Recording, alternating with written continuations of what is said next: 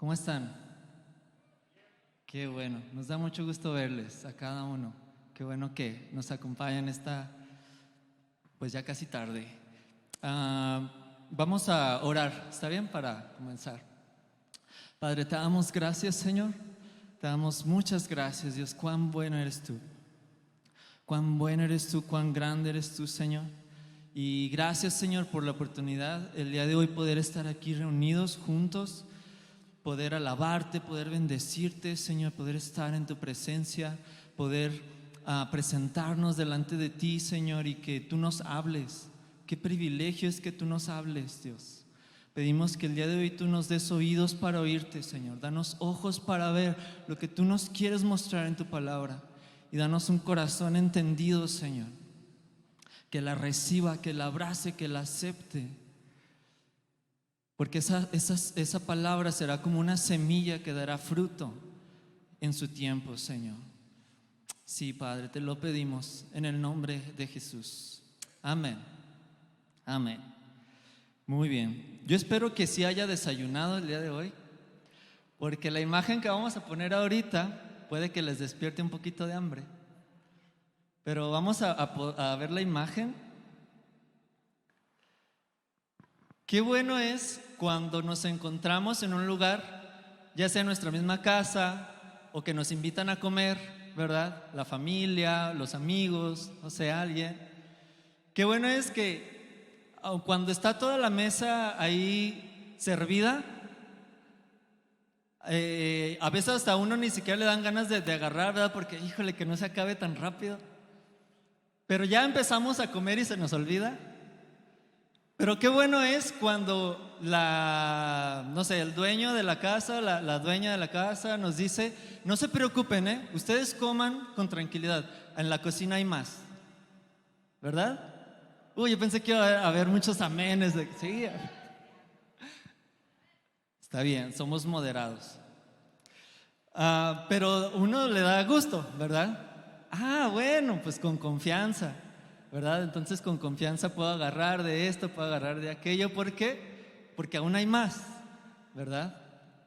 Y sabe que así es con Dios, ¿sí? Dios nos invita a un banquete. Dios nos invita a venir a su mesa. Y todas las cosas que Él tiene para darnos no tienen límite.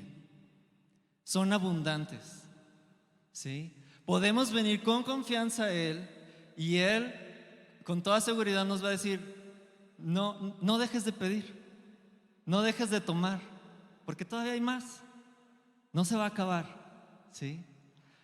Y con esto quiero que veamos este nombre de Dios, que es nuestro proveedor, el Señor nuestro proveedor, Yahvé Jireh, ¿sí? Es una palabra que está en hebreo y significa el Señor proveerá, o el Señor es nuestro proveedor. Y el día de hoy vamos a ver tres cosas acerca de este nombre. El primero es el origen del nombre. La segunda es que es una promesa con condición. Y la tercera es el ejemplo de Jesús, ¿sí? Quiero que me acompañen estas tres cosas que vamos a ver ahorita. Y para esto vamos a leer un versículo que está en Efesios 3:20. Si usted trae su Biblia, puede acompañarme ahí buscándolo. Efesios 3:20. Y también, si nos lo pueden poner aquí en la pantalla para que lo podamos leer. Es en casi todos los versos que vamos a leer están en la Nueva Traducción Viviente. Gracias. Y uno que otro ahí en Reina Valera, entonces yo le digo cuándo. Entonces, si tiene Efesios 3:20, puedes ir. Ya lo tengo.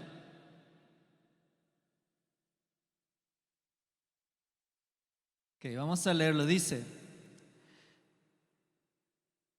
y ahora que toda la gloria sea para Dios, quien puede lograr mucho más de lo que pudiéramos pedir o incluso imaginar, mediante su gran poder que actúa en nosotros. Amén. Como ahorita cantábamos, ¿verdad? Mediante ese poder que actúe en nosotros. Dios puede hacer mucho más de lo que podemos imaginar, mucho más de lo que pudiéramos pedir. Entonces, cuando nosotros vamos a la Biblia para ver el origen, ¿cuándo es que fue primeramente llamado Dios como Yahvé Jireh o Jehová Jireh? Vamos al primer libro de la Biblia, que es en Génesis. En el primer libro, que es Génesis, capítulo 22, verso 14. Ahí vamos a encontrar la primera vez que se menciona este nombre de Dios. También puede buscarlo y vamos a leerlo. Génesis 22, 14.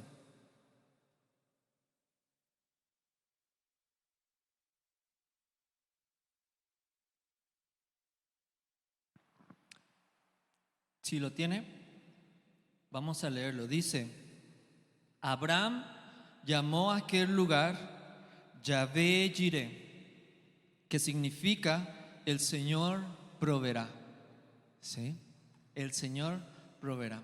Ahora, el contexto de este versículo, probablemente la mayoría de nosotros ya lo sabemos, pero lo voy a decir así rapidote, resumido, por si alguien no lo conoce. Abraham fue el primer hombre de los descendientes de Adán después del diluvio. Él fue descendiente de Noé, y luego Abraham fue el primer hombre al que Dios le habla para decirle que de él formaría un pueblo escogido, ¿sí? El pueblo de Israel. Abraham es padre del pueblo de Israel. Y en realidad toda la vida de Abraham se trató de esto, de que el Señor proveerá o que el Señor proveyó. Porque Abraham es llamado desde un país lejano, ¿sí? Y Dios le dice: ven, salte de ahí y vente a otro lugar que te mostraré. ¿Cuál? ¿Quién sabe?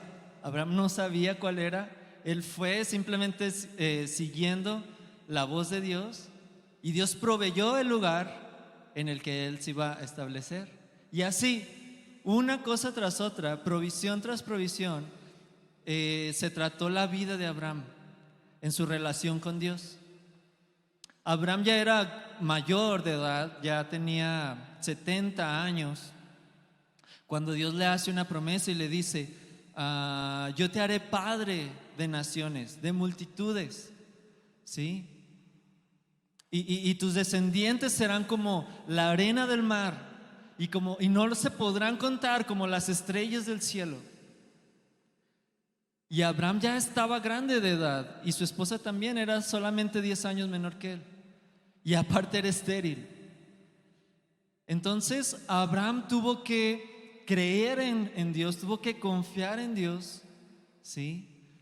Y unos años después Dios le proveyó esta descendencia a través de un hijo que se llamó Isaac, ¿sí? Tanto en él como en Sara obró milagrosamente, y pudieron tener este hijo llamado Isaac. Y más o menos como llegando a la adolescencia de Isaac, Dios le dice: Abraham, yo sé que me amas, ¿sí? Y le pide que sacrifique a su hijo, a Isaac. Y Abraham obedece y agarra a su hijo y se va al lugar en donde iban a hacer el sacrificio. Y antes de que Abraham pudiera herir a su hijo, Dios lo detiene y le dice: detente, Abraham, detente.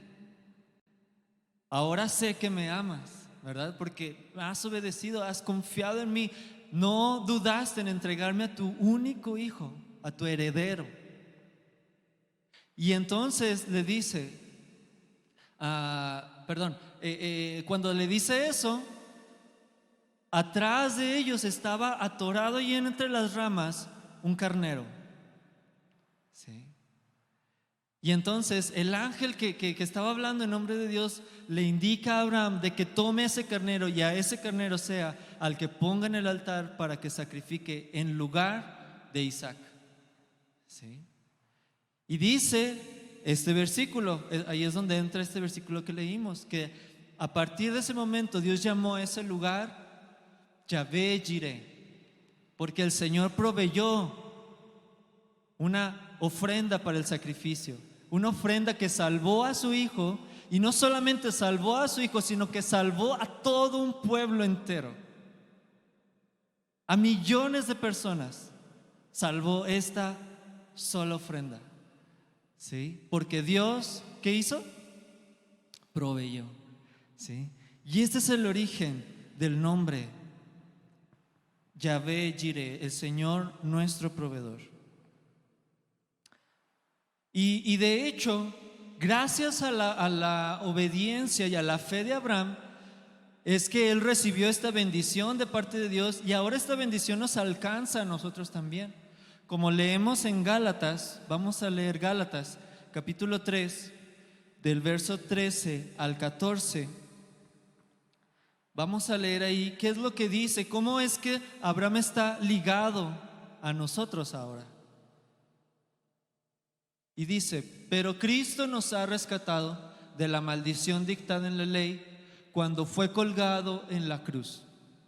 Cargó sobre sí la maldición de nuestras fechorías.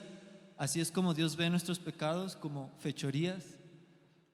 Pues está escrito: maldito todo el que es colgado en un madero. Y luego el siguiente: mediante Cristo Jesús Dios bendijo a los gentiles. Gentiles significa todos aquellos que no son parte del pueblo de Israel, o sea, nosotros, todos los demás países y las demás naciones. Dios bendijo a todas las demás naciones con la misma bendición que le prometió ¿a quién? A Abraham, a fin de que los creyentes pudiéramos recibir por medio de la fe el Espíritu Santo prometido. Entonces, cuando nosotros creemos en Jesús, ¿sí?, que Él fue descendiente de Abraham y que Él puso su vida por nosotros en la cruz para pagar por nuestros pecados, nosotros recibimos la misma bendición que recibió Abraham, ¿sí?, que nos libra de toda maldición de la ley, de tener que pagar por nosotros mismos la culpa de nuestros pecados. Por eso la salvación no es por buenas obras que podamos hacer, sino es por la gracia de Dios a través de la fe, ¿sí?, a través de la fe. Y ese es el primer punto. Ahora, tú podrás decir: bueno, entonces si yo creo en Jesús, ¿verdad? Si yo tengo una relación con Dios, si yo me he reconciliado con Dios, ¿quiere decir entonces que esta bendición me va a dar todo lo que necesito? Sí. Pero entonces también quiere decir que voy a tener todo lo que quiera. Pero si yo soy hijo de Dios, y como algunos dicen, yo soy hijo del rey, entonces yo puedo declarar y decretar que voy a tener esto y aquello, y voy a tenerlo, voy a ser rico.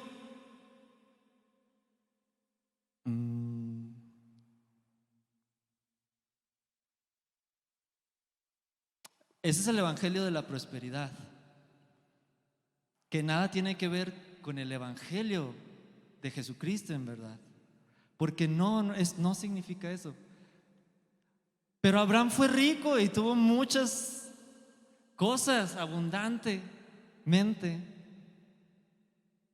¿Por qué? Es que a veces nosotros escuchamos, ¿verdad?, que si somos hijos de Dios, entonces vamos a tener todo lo que queramos, y que incluso hay quienes dicen: si tú eres hijo de Dios, tú no debes de ser pobre. Pero ¿no le ha pasado? ¿Ha conocido usted a alguien que tenía, y podría ser creyente, podría no serlo, pero que tenía su trabajo bien asegurado, un buen trabajo, un buen sueldo, tenía seguridad económica, por decirlo así, en una empresa bien establecida, probablemente tal vez hasta tenía su propia empresa, pero de repente hubo un cambio y de un día para otro se puso en peligro su trabajo. ¿Ha llegado a conocer personas? Tal vez algunos pudieran decir, a mí me ha pasado eso. Entonces, cuando sucede esto, quizás pudiéramos pensar, bueno, pero ¿y dónde está pues el Señor nuestro proveedor? ¿Verdad?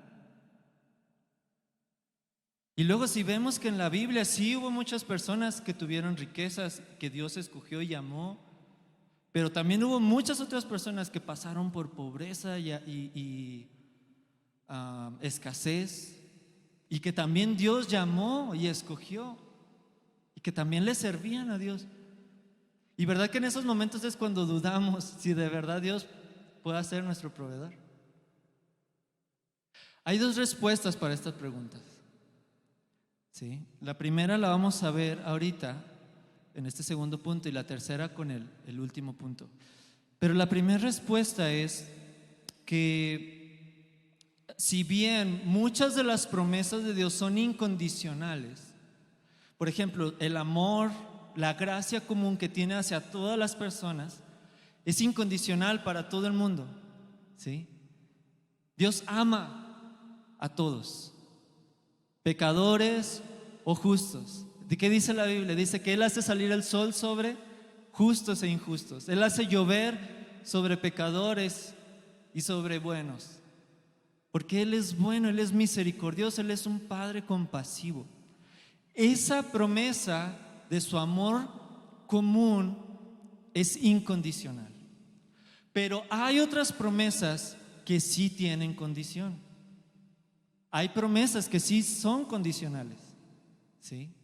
Y creo que los que son papás podrán entenderlo mucho mejor, ¿verdad? Porque muchas veces tú le haces una promesa a tu hijo, pero le pones alguna condición. Y no es porque no quieras darle la promesa, ¿verdad? Bueno, si lo haces con una buena intención. Tú le vas a poner una promesa ¿para qué? Por lo general va a ser para motivarlo, ¿verdad? Si te esfuerzas en la escuela y sacas buenas calificaciones, te compro esto que me estás pidiendo. Es una promesa con condición. Y no es para desanimarlo al muchacho, a la muchacha. No, papá, pues ya estuvo, ¿verdad? No, o sea, el papá quiere motivarlo, ¿sí? Algunos pues lo acomodan al nivel de sus hijos, ¿verdad? Todos deben de conocer a sus hijos. Con un 8, hijo, con un 8. Y te llevo a tal lugar donde tú quieres ir. Sale, muy bien, papá. Dios pone condiciones a algunas de sus promesas con razones parecidas, pero más que nada para mostrarnos que necesitamos depender de Él, que necesitamos depender de Él. Y esta promesa de provisión, esta promesa de darnos todo lo que necesitamos, es una promesa con condición, ¿sí?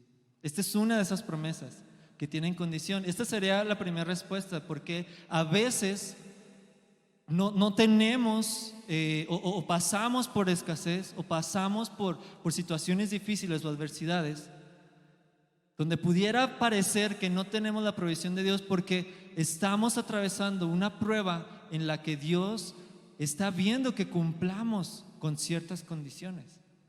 ¿Por qué? Porque son necesarias para nosotros, para nuestro corazón, para nuestro carácter, ¿sí? Vamos a ver algunas de esas condiciones rápidamente. Te las voy a decir con algunos versículos que vamos a leer. El Salmo 37, verso 25. Vamos a leerlo. Salmo 37, verso 25.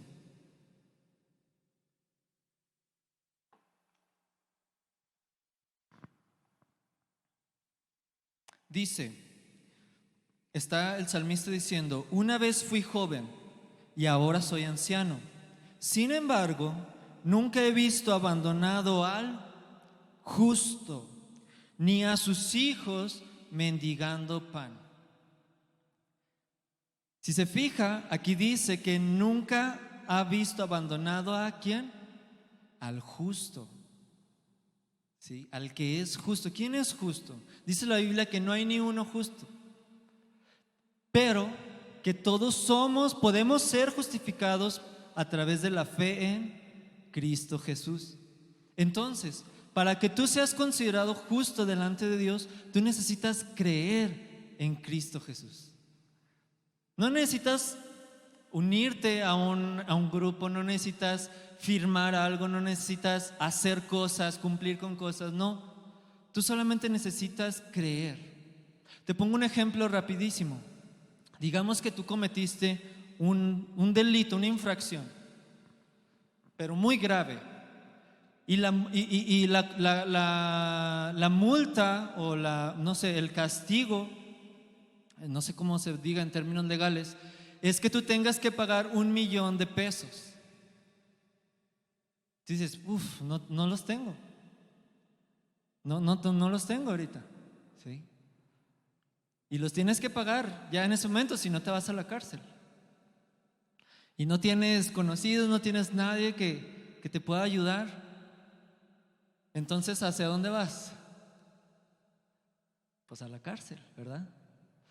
Pero entonces, mientras el juez está pues ya pidiéndole a las personas que te van a llevar a hacer que te van a llevar a la cárcel, alguien entra que tú no conoces y esa persona dice, esperen, yo puedo pagar la deuda que tiene esa persona. ¿Sí? Yo la pago completa. Ok. Entonces ahora el juez te dice a ti, ok, mira, esta persona está aquí diciendo que él puede pagar por ti esta deuda que tú tienes. ¿Lo aceptas? ¿Aceptas que él pague por ti? Probablemente nadie diríamos, no, yo quién sabe, ni lo conozco, ¿verdad? Mejor me voy a la cárcel, juez. ¿Qué haríamos la mayoría de nosotros? Sí, por favor, ¿verdad? Gracias. Pues no sé no tengo ni siquiera para pagarte a ti, pero gracias. Y tú tienes que aceptar, ¿verdad? Lo que esa persona está haciendo por ti. Y entonces tú aceptas y entonces él paga y tú quedas libre. ¿Sí? Así de igual es la justificación en Cristo Jesús. Nosotros tenemos una deuda ante Dios que no podemos pagar por haber pecado delante de Él. Y la única manera de pagar esa deuda es muriendo. ¿Sí? Que cuando muramos estemos delante de Él y Él nos encuentre pecadores, nos condene para estar separados eternamente de Él. Pero alguien vino para pagar esa deuda por nosotros y ese fue Cristo Jesús. ¿Sí? Él entregó su vida, por eso Él murió para, en vez de que nosotros muriéramos, para pagar nuestra deuda. Y tú puedes creerlo, tú puedes incluso saberlo ya de mucho tiempo, pero ¿qué tienes que hacer? Basta con que lo creas. Sí, él puede pagar mi deuda. Así, o sea, basta nada más con que lo creas que eso es posible. Así como el ejemplo, ¿verdad? Que basta con que tú creas que alguien puede pagar ese 1,000,000 de pesos. No, tú tienes que aceptarlo, tú tienes que recibirlo, ¿sí? Tú tienes que aceptarlo y decir, yo acepto que tú moriste por mí, yo acepto que tú pagaste por mis pecados, yo lo creo, yo lo acepto, ¿sí? Y entonces ahí es cuando Dios pone en ti la justicia de Cristo, es cuando Él te hace justo delante de Él, ante sus ojos. Cuando tú aceptas y cuando tú decides vivir en esa gratitud, en esa salvación, cuando tú decides seguir a aquel que pagó por ti, ¿sí? Entonces, cuando tú le sigues a Jesús, entonces tú eres un justo. Y entonces, cuando tú eres justo, se puede cumplir esta condición de que no hay justo que sea abandonado. Incluso esta bendición afectará a tus hijos, ¿verdad? Porque ni sus hijos mendigarán pan. Muchas personas están sufriendo las consecuencias de confiar en sí mismos, de no confiar en Dios, de no aceptar el regalo que Dios nos ha dado. Y por eso están batallando y viendo cómo salen ellos por sí solos de sus problemas, ya sean económicos, ya sean emocionales, ya sean relacionales, de familia, etcétera, porque no son justos aún, porque no han aceptado el regalo de Dios. Sí. Vamos a ver otra condición. Dice el Salmo 34, versículo 9 y 10. Salmo 34, verso 9 y 10 dice: teman al Señor, ustedes los de su pueblo santo, pues los que le temen tendrán todo lo que necesitan. Hasta los leones jóvenes y fuertes a veces pasan hambre, pero a los que confían en el Señor no les faltará ningún bien. Hay dos cosas aquí. La primera es teman, temer a Dios. Y temer a Dios no es estar asustado de Dios, que nos cause pavor Dios, no. Temer es reverenciar, es venerar, es respetar, es honrar, ¿sí? Esto es lo que significa esa palabra: teman al Señor, honrenlo, respétenlo, denle el lugar que se merece, y entonces tendrán todo lo que necesitan, ¿sí? Si confían en el Señor, es la segunda. Si ustedes lo honran y lo temen, confíen en Él, porque si confían en Él no les faltará ningún bien. Y esta palabra bien es muy importante, porque no dice no les faltará ninguna cosa, tampoco ninguna cosa que ustedes quieran, no les faltará ningún lujo, no les faltará ningún, ¿verdad que no? ¿Qué dice? No les faltará ningún bien. ¿Qué quiere decir? Que si en algún momento sentimos que algo nos falta, o hay algo que no tenemos y que incluso le pudiéramos estar pidiendo a Dios, probablemente Él no nos lo da porque en ese momento no es un bien para nosotros, porque no es algo de bien, ¿sí?, para nosotros. Y muchas veces Dios dice no, porque no te va a hacer bien. Ahorita vamos a ver un ejemplo. Y luego el tercer ejemplo de condición, Proverbios capítulo 3, verso 9 al 10.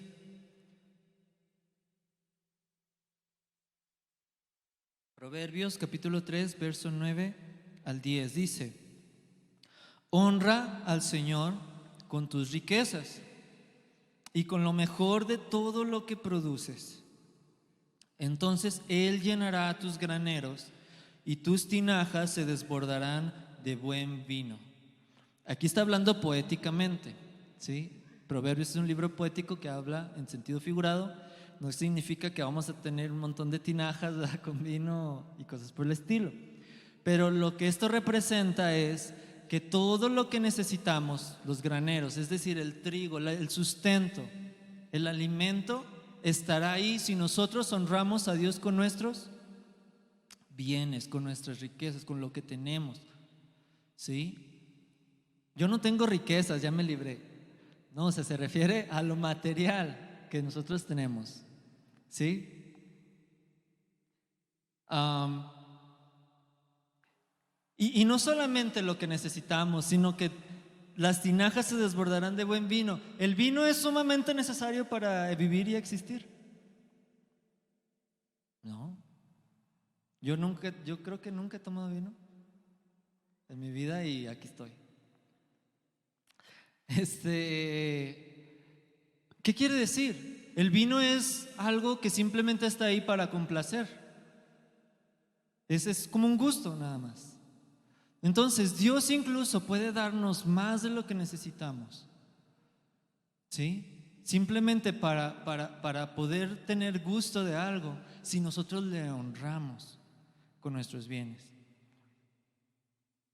Ahora, Dios sabe también qué es lo que puede darnos y qué no. Como otro proverbista decía, más adelante y en el libro de Proverbios, él mismo le pedía a Dios: Dios, no me des riquezas, ni tampoco me des pobreza.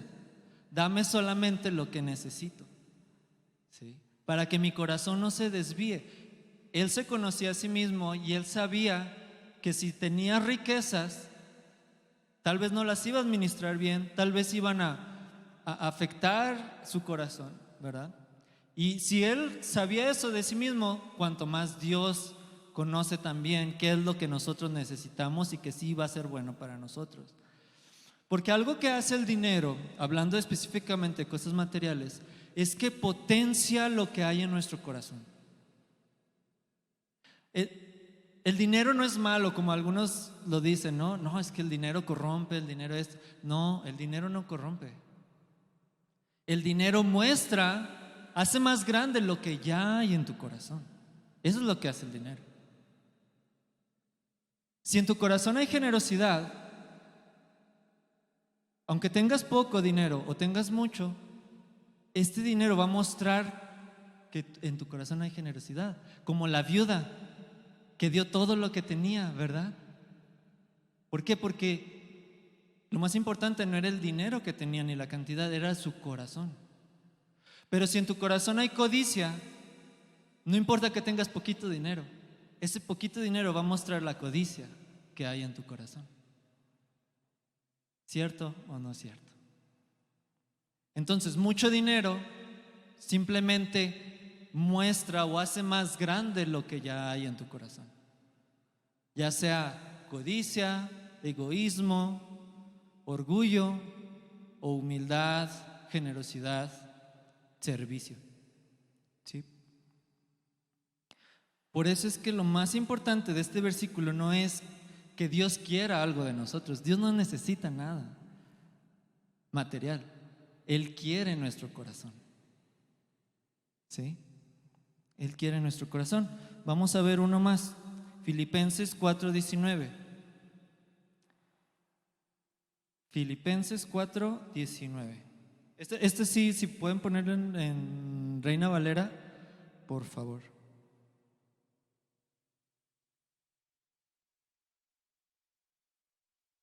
Dice: mi Dios pues suplirá todo lo que os falta, conforme a sus riquezas en gloria en Cristo Jesús.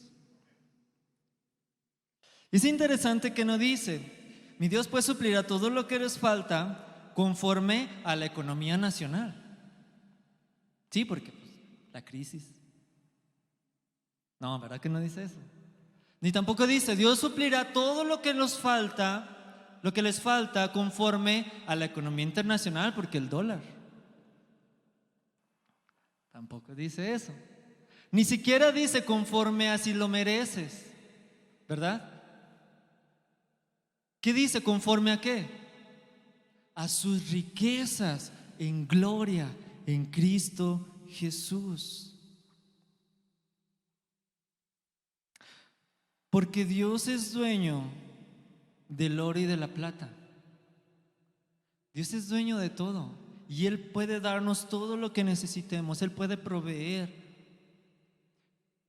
Pero Él va a proveer de sus riquezas en gloria para todo aquello que le dé la gloria.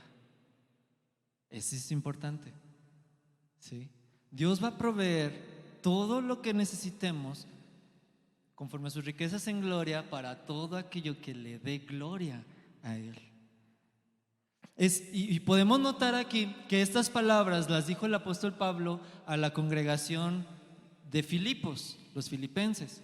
Y esta congregación, nosotros al leer ahí en Hechos y ahí mismo en el libro de Filipenses, nos damos cuenta que esta era una congregación que acostumbraba dar, acostumbraba ofrendar al ministerio de Pablo. Y no era una congregación llena de gente rica, pero sí rica en generosidad.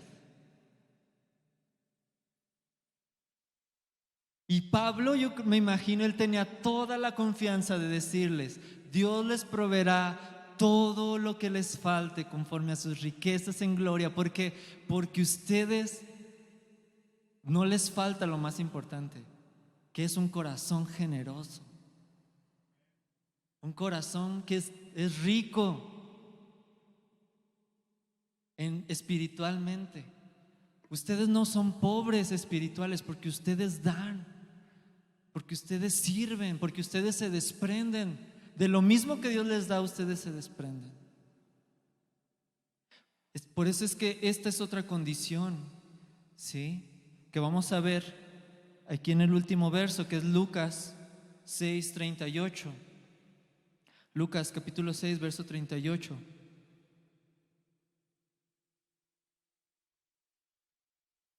Que dice, está Jesús hablando, y no es una sugerencia, sino que Él está diciendo: den y recibirán. Lo que den a otros les será devuelto por completo, apretado, sacudido para que haya lugar para más. ¿Hasta así lo pusiste en traducción viviente? Desbordante y derramado sobre el regazo. La cantidad que den determinará la cantidad que recibirán a cambio, ¿sí? Y este es un principio espiritual. Lo que sembramos, cosechamos, ¿sí? Lo que sembramos, cosechamos. Y sembramos tal vez en personas, sembramos en ministerios, sembramos, no sé, alguna necesidad de alguien que está pasando quizás por un mal momento. Pero no muchas de las veces cosechamos del mismo lugar donde sembramos. De hecho, la mayoría de las veces no cosechamos del mismo lugar donde sembramos. Y esto es bueno, ¿por qué? Porque si sembramos a alguien para esperar recibir de esa misma persona la cosecha, dice Dios, pues ya tuviste tu recompensa. Y lo que esa persona te dé no se compara con la recompensa que Dios nos puede dar al sembrar. Y eso es lo importante cuando nosotros sembramos, que no esperemos recibir la cosecha del lugar donde sembramos, principalmente, aunque a veces sí sucede. A veces sí sucede, a veces sí, por ejemplo, ayudamos a alguien y esa persona nos devuelve el favor, aún si lo hicimos desinteresadamente. Y qué bueno es eso, ¿verdad? Porque nos bendecimos unos a otros, pero debemos de saber que la principal cosecha viene de Dios.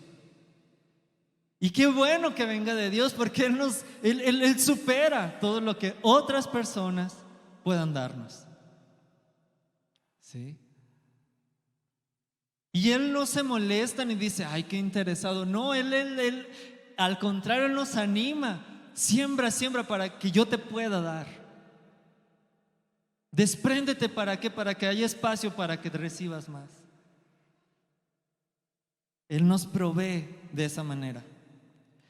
Por eso estas 5 condiciones son tan importantes muchas veces para nosotros tener la provisión y la abundancia de parte de Dios, ¿sí?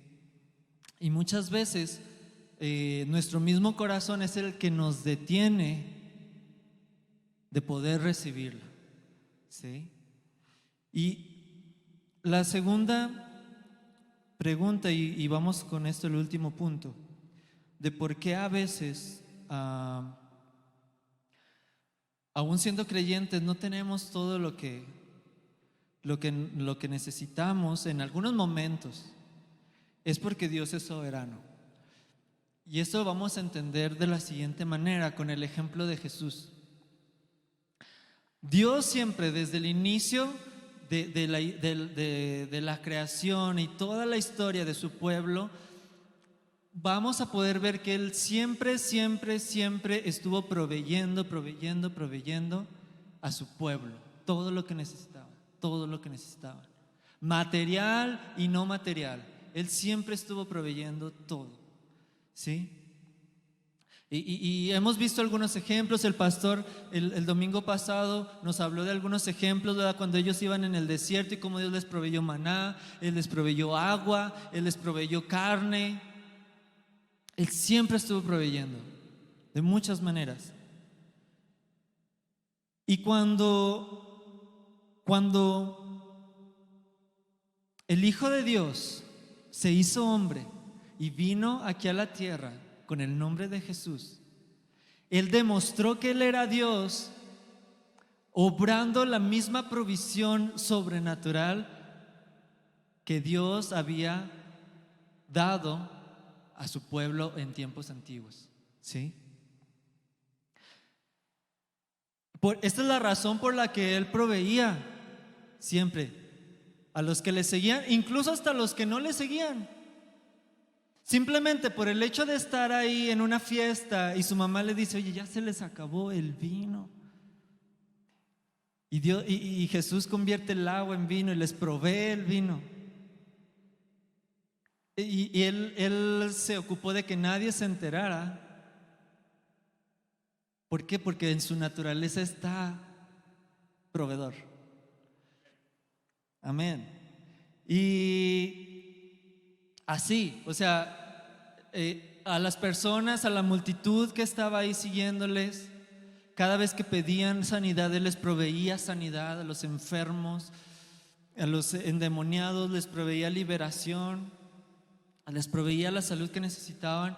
Cuando se juntaron miles de personas, que incluso muchos de ellos nada más estaban ahí para recibir algo de Dios, de Jesús, no porque le creyeran realmente, aún a ellos Él multiplicó los panes y los peces y les dio de comer.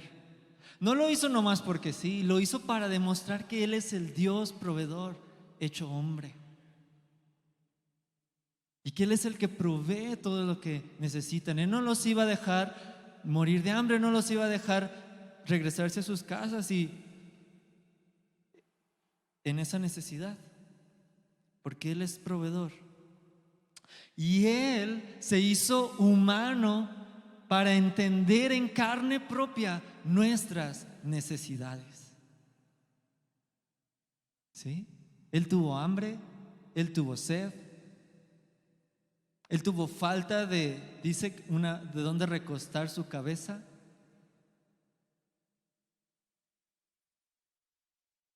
Él experimentó por sí mismo nuestras necesidades. ¿Sí? Y con mucho amor dijo las siguientes palabras. Con esto voy a cerrar. Están en el Sermón del Monte. Es un fragmento nada más. Lo encontramos en Mateo 6, verso 24 al 33. Y yo quiero pedirle que por favor pueda captar el amor con el que Jesús está diciéndonos esto. El mensaje es duro, comienza duro, pero hay un profundo cuidado de Jesús en estas palabras. Y yo le pido a Dios que le ayude a poder captar eso. Dice ahí en el verso 24: nadie puede servir a dos amos, pues odiará a uno y amará al otro. Será leal a uno y despreciará al otro. No se puede servir a Dios y estar esclavizado del dinero. Otra versión dice: no se puede servir a Dios y servir a las riquezas. Por eso les digo que no se preocupen por la vida diaria, si tendrán suficiente alimento y bebida o suficiente ropa para vestirse. ¿Acaso no es la vida más que la comida y el cuerpo más que la ropa? Miren los pájaros. No plantan, ni cosechan, ni guardan comida en graneros, porque el Padre Celestial los alimenta. ¿Y no son ustedes para Él mucho más valioso que ellos? ¿Acaso con todas tus preocupaciones puede añadir un solo momento a su vida? ¿Y por qué preocuparse por la ropa? Miren cómo crecen los lirios del campo. No trabajan ni cosen su ropa. Sin embargo, ni Salomón con toda su gloria se vistió tan hermoso como ellos. Si Dios cuida de manera tan maravillosa las flores silvestres que hoy están y mañana se echan al fuego, tengan por seguro que cuidará de ustedes. ¿Por qué tienen tan poca fe? Así que no se preocupen por todo eso diciendo: ¿qué comeremos? ¿Qué beberemos? ¿Qué ropa nos pondremos? Esas cosas dominan el pensamiento de los incrédulos, pero su Padre Celestial ya conoce todas sus necesidades. Busquen el reino de Dios por encima de todo lo demás y lleven una vida justa, y Él les dará todo, todo, todo lo que necesitan. ¿Puedes captar lo que Jesús está queriendo decirnos? Él nos está queriendo decir: su Padre los ama. Su Padre los ama. Su Padre los ama.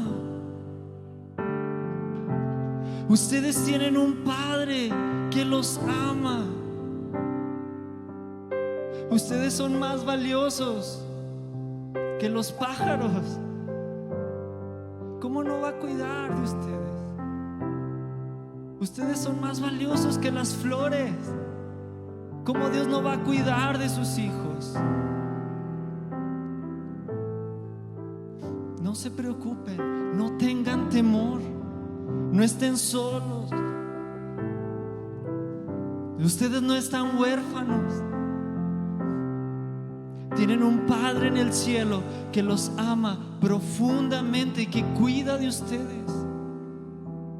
Él se encarga del más mínimo detalle de sus vidas.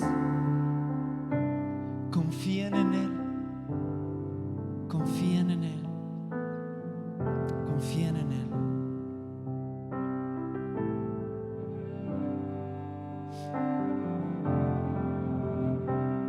Yo creo que Dios escogió ese momento en la vida de Abraham, a punto de sacrificar a su hijo, proveyendo un cordero, un carnero,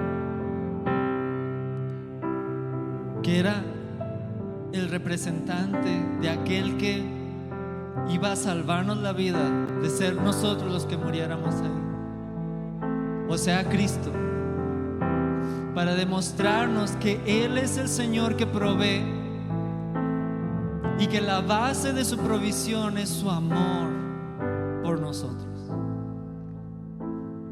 Porque a través del acto de más grande amor que ha habido en toda la historia, que es Dios dando a su Hijo, Él nos dice: si Dios no escatimó en darnos a su único Hijo, ¿cómo no nos dará juntamente con Él todas las cosas?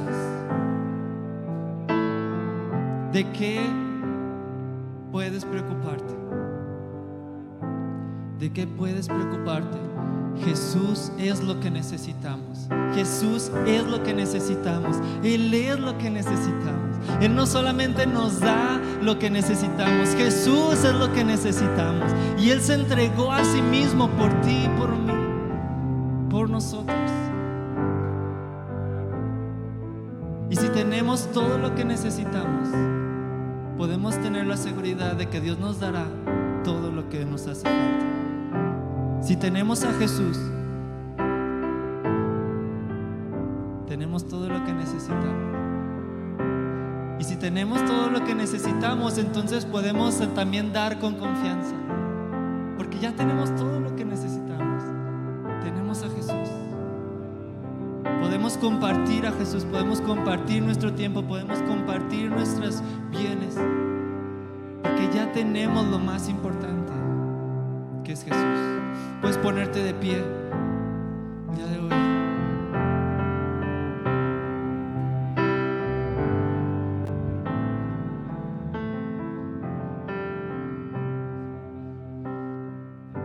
Y vamos a cantar estas palabras